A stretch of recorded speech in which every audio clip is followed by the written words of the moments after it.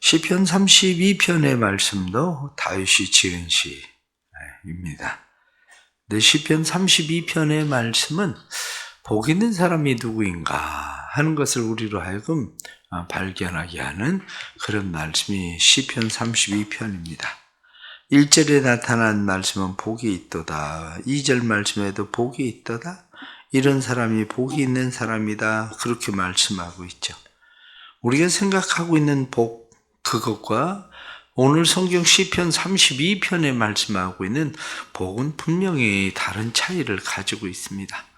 우리가 보편적으로 복이라고 이야기하면 돈을 얻거나 건강해지거나 자녀들이 잘 되거나 성공하거나 이러한 것들을 주로 그 사람 복 받았다 이렇게 생각할 수 있지만 오늘 성경 본문이 말씀하고 있는 복 있는 사람은 어떤 사람인가 하는 것을 우리에게 말씀하고 있는데 진짜 복 있는 사람이 누구냐 이렇게 이야기하면 복 있는 사람은 하나님을 발견하는 사람이 복 있는 사람입니다.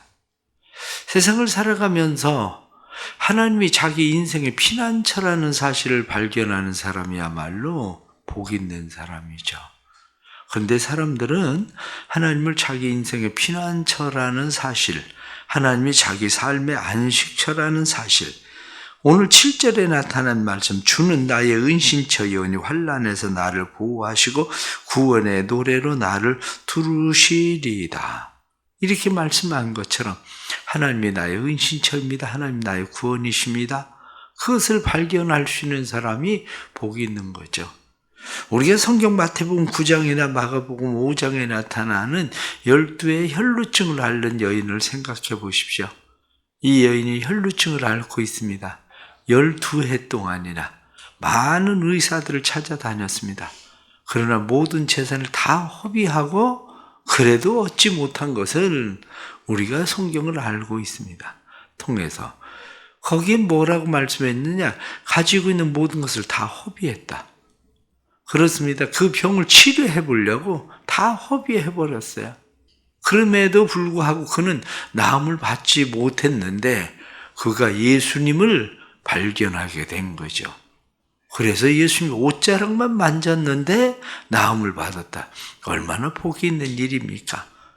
뿐만 아니라 성경에 나타나는 수르보니게 여인이나 아니면은 야이로나 이런 모든 사람들을 보면 그들이 방법이 없던 사람들입니다. 그런데 부스러기 같은 은혜라도 주십시오. 이렇게 말씀하고 예수님께서 두려워하지 말고 믿기만 해라 이렇게 말씀할 때에 그의 딸이 나음을 받는 것을 살아나는 것을 우리는 보게 되죠. 우리 인생의 피난처는 어디인가? 내 삶의 안식처는 어디인가? 병에 걸린 사람은 좋은 의사를 만나는 게 복이죠. 그러니까 좋은 의사를 만나면 그 의사를 통해서 자기가 치유함을 받고 회복이 됩니다. 마찬가지로 우리의 삶의 인생에 진짜 복이라는 건 뭐냐? 이렇게 이야기할 때 하나님을 발견하는 것만큼 복이 있는 게 어디 있겠습니까? 하나님을 발견하면 현재 문제뿐만 아니라 내세 문제까지 모든 문제가 해결되고 우리의 삶에 여러 가지 힘들고 어려운 일, 오늘 성경 본문에 나타난 말씀을 보면 환난에서 이렇게 성경이 말씀하고 있죠. 이 환난이라고 하는 게 뭡니까? 환난이라는 것을 6절에 나타난 말씀을 보면 진실로 홍수가 범람할지라도 성경에 나타난 말씀을 보면 홍수가 범람한다. 이렇게 말씀합니다. 홍수가 범람한다고 하는 것은 물에 물들이 밀려오고 있는 상태를 지금 이야기하고 있는 거죠. 그래서 홍수가 범람하는 것을 우리가 이야기할 때 마인라빔, 그래서 돌진하는 많은 물, 그래서 큰 고난, 그래서 우리에게 큰 고난이 돌진해 오고 있는데 홍수가 범람할지라도 그것이 내게 미치지 못한다. 이렇게 말씀하는 이러한 은혜를 입을 수 있는 피난처가 있다는 것. 그것은 인생에 복이 있는 거죠. 그런데 오늘 성경이 중요하고 있는 게 말씀하고 있는 것은 하나님을 발견하는 사람이 복이 있지만 발견한다고 해서 복이 있는 것이 아니라 하나님께 나아갈 수 있는 사람이 복이 있는 사람입니다. 그것을 오늘 성경은 무엇라고 이야기합니까? 2절 말씀에 마음에 간사함이 없고 이렇게 말씀합니다. 마음에 간사함이 없고, 이 마음에 간사함이 없다 이렇게 말씀하고 있는 이 간사함, 이렇게 이야기할 때 레미야 이렇게 돼 있습니다. 우리가 간사하다 그러면 주로 성경적으로는 야곱을 생각을 많이 하게 돼 있죠. 인간적으로는 저 얍삭 빠른 사람, 이런 사람들을 간사함 이렇게 이야기하지만 성경이 말하고 있는 레미야 이렇게 이야기하는 것은 무감각한, 흐릿한, 느슨한 이런 이야기입니다. 다른 말로 이야기하면 죄를 가볍게 여기는 사람, 이렇게 되어 있는 거죠. 마음이 간사함이 없고, 그 이야기는 죄를 가볍게 여기는 마음이 없는 사람, 이 사람이 복 있는 사람이요. 왜 죄를 가볍게 여기지 않는 사람이 복 있느냐? 죄를 가볍게 여기는 사람은 하나님 앞에 나가지 않습니다. 우리가 죄가 많아서 하나님 앞에 나가지 않는 게 아니고, 사실은 죄를 가볍게 여기기 때문에 하나님 앞에 안 나가는 거예요. 사람들은 착각을 합니다. 죄가 많아서 하나님 앞에 나가지 못하는 것처럼 생각하지만 그게 아니라, 큰 돌멩이는 물에 가라앉고 쇠는 물에 가라앉지만 내가 가지고 있는 조그마한 이 자갈 아니면 모래, 이거는 물에 가라앉지 않는다고 생각하는 거죠. 이 정도야 뭐 다른 사람들도 다 하는데, 이런 생각들, 이게 뭐 굳이 하나님 앞에 이런 것까지 이렇게 생각하는 것이 뭐냐면, 오늘 성경에 무감각한, 흐릿한, 느슨한 이런 이야기거든요. 그런 사람들은 죄를 가볍게 여기기 때문에 굳이 그 죄를 가지고 하나님 앞에 나아갈 이유를 가지고 있지 않습니다. 그래서 복 있는 사람은 누구냐? 이렇게 이야기할 때 복 있는 사람은 마음에 간사함이 없는 사람, 이렇게 되어 있는 거예요. 죄를 가지고 자기의 죄를 발견하는 사람, 이 사람이 복 있는 사람이다. 오늘 성경에 나타나는 말씀을 보면 기회를 타서 이렇게 성경이 말씀하고 있죠. 이 사람들이 기회를 만나서 하나님 앞에 나아간다. 이 기회라고 하는 것을 무엇라고 하냐면, 기회는 두 가지가 있다. 하나는 하나님을 발견하는 것이 기회다. 또 다른 하나는 죄를 발견하는 것이 기회다. 하나님을 발견하는 것도 기회입니다. 그런데 하나님을 발견하지 못하면 하나님 앞에 가고 싶어도 갈 수가 없는 거죠.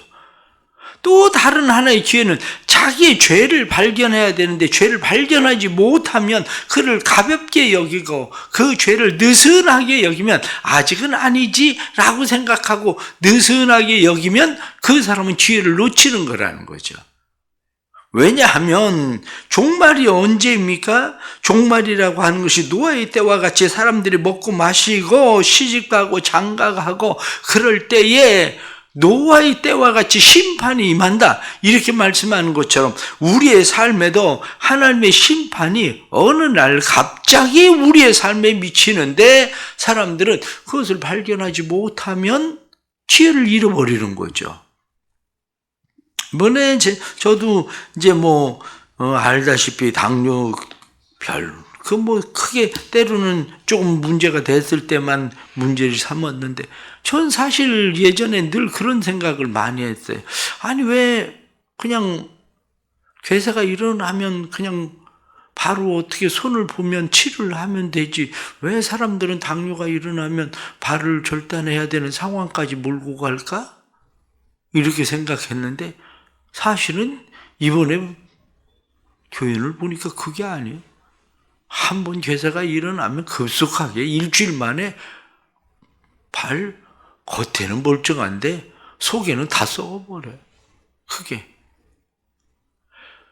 진짜 무서운 거구나, 이게.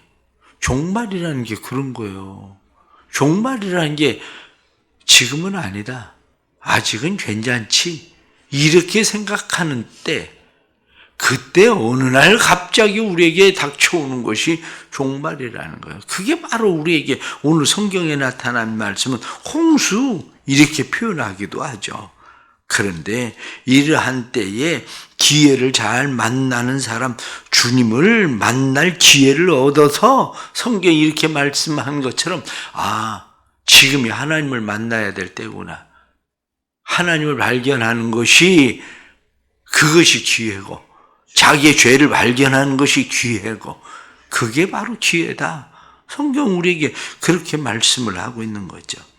그렇습니다. 우리는 종종 어떤 기회를 만납니다. 누가 좋은 물건을 소개를 하든지 아니면 누가 어떤 병에 대해서 의사를 소개를 하든지 우린 이런저런 소개를 받고 있지만 때로는 그까짓 거 이렇게 생각을 하고 있다가 나중에야 그럴걸 이런 생각을 할 때가 너무 많습니다. 하지만 오늘 성경이 우리에게 말씀하고 있는 것은 복 있는 사람이 누구냐?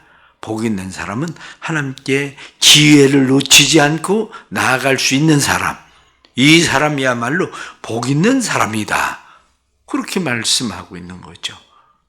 세 번째로 복 있는 사람은 누굽니까? 하나님께 나아가서 정죄함을 당하지 않는 사람이 복 있는 사람입니다. 하나님 앞에 나아가서 정죄함을 당하지 않는다. 2절에 나타난 말씀, 1절 말씀부터 보면 허물의 사함을 받고 자기의 죄가 가리워진 사람. 2절에 나타난 말씀 보면 여호와께 정죄를 당하지 아니하는 사람. 이 사람이 복 있는 사람이다. 여호와께 정죄를 당하지 않는 사람이 복이 있는데 하나님께 나아가지 않는 사람들은 어떻습니까? 하나님께 나가지 않는 사람들에 대해서 9절 말씀 보면 너희는 무지한 말이나 노새같이 되지 말지어다. 그것들은 재갈과 굴레로 단속하지 아니하면 너희에게 가까이 가지 아니하느니라. 사람이 참 어리석은 것이 무지함이에요. 말이나 노새같이 재갈이나 굴레로 단속해야만 결국 말을 듣는 거, 이게 얼마나 무지한 겁니까? 하나님이 기회를 줘도 깨닫지 못하고 하나님 앞에 나아가지 못하고 있다가 결국에는 사람이 인생의 바닥을 쳐야 그때 하나님 앞에 나아가는 거거든요. 인간이. 아이고 그때 얘기했으면 말 들었을 때 천만에요. 그때 말했으면 말 들었을 때가 아니라 그때도 이미 들었는데 그때는 무시하선 거지. 그때에는. 그런데 바닥을 쳐서 밑에 내려갔다고 해서 그 사람의 인생이 망하는 게 아니라 오히려 그때에 성경은 허물의 사함을 받고 죄가 가리워진 사람이 복이 있다. 허물 그러면 페시아란 말이죠. 페시아, 반역하다, 범법하다. 죄라고 하는 것은 표적을 벗어나는 거. 이러한 모든 것들이 죄인데 정죄를 당하지 않는다. 성경은 오히려 우리에게 그렇게 말씀을 하고 있는 거죠.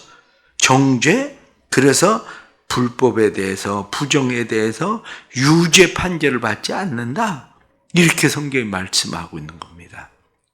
세상적으로 보면 그것이 다 잘못된 일이기 때문에 우리가 유죄 이렇게 될 수 있지만 우리가 정직하다고 성경이 말씀하고 있는 정직함에 대해서 우리는 정직을 대부분 몇 가지로 구분해서 생각을 하게 됩니다. 일반적인 우리가 정직 그렇게 이야기하면 거짓말하지 않는 거, 그건 일반적인 거죠. 일반적인 거.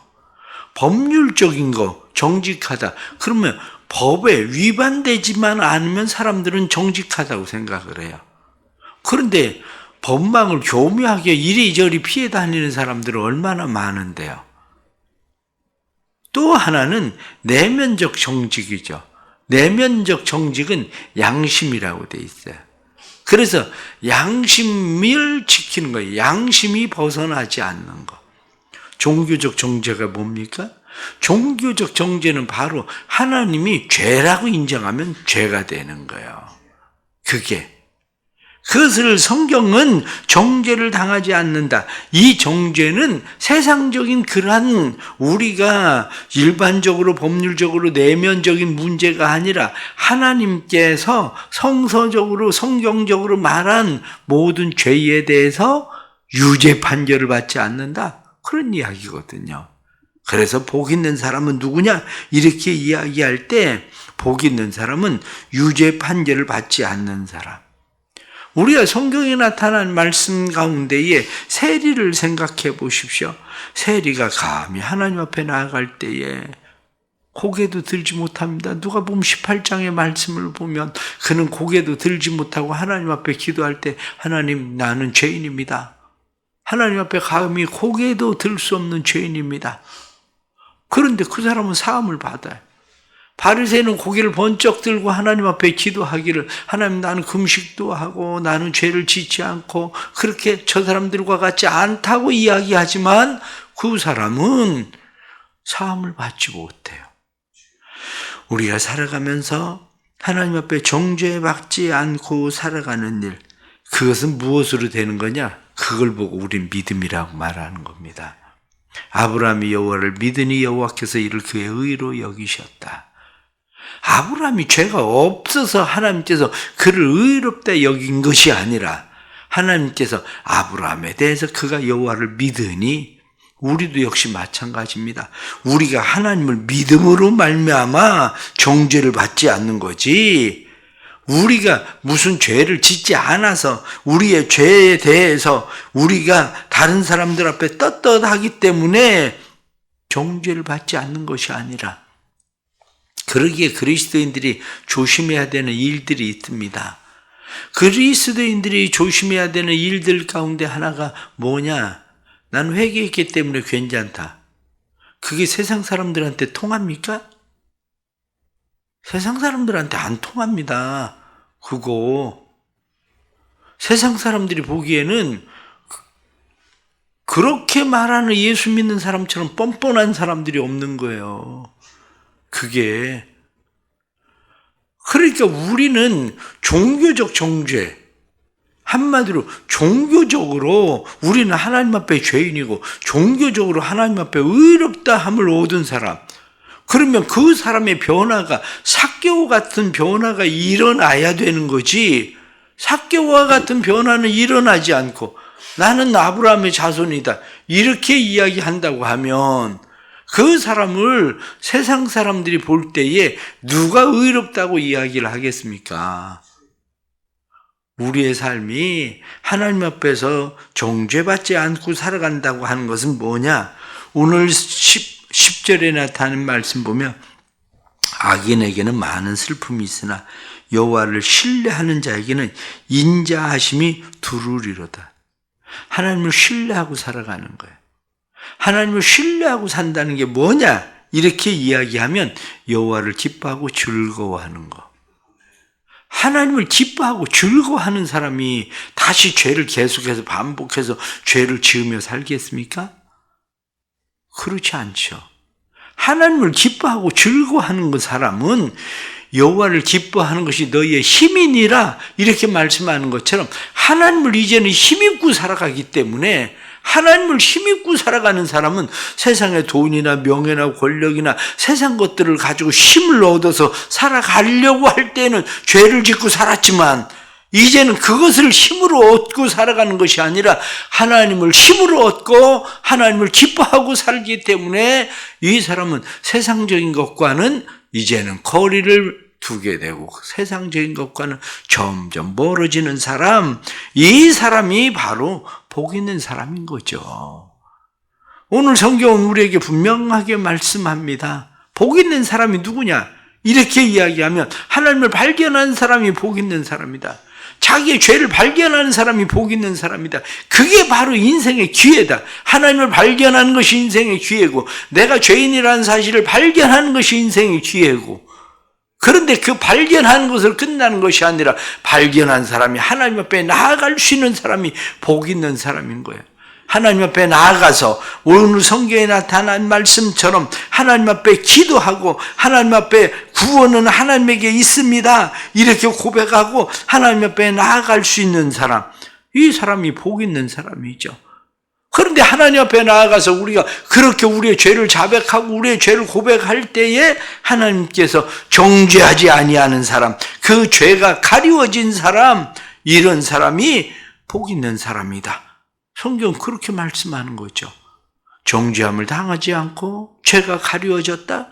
이제는 우리가 하나님을 힘입고 살아가는 사람이 복 있는 사람인 겁니다. 오늘 주시는 이런 말씀들을 우리가 생각하면서 우리는 오늘 하루를 어떻게 살아갈 것인가 하는 것을 다시 생각하죠. 사랑하는 성도 여러분, 하나님을 신뢰하고 살아가십시오.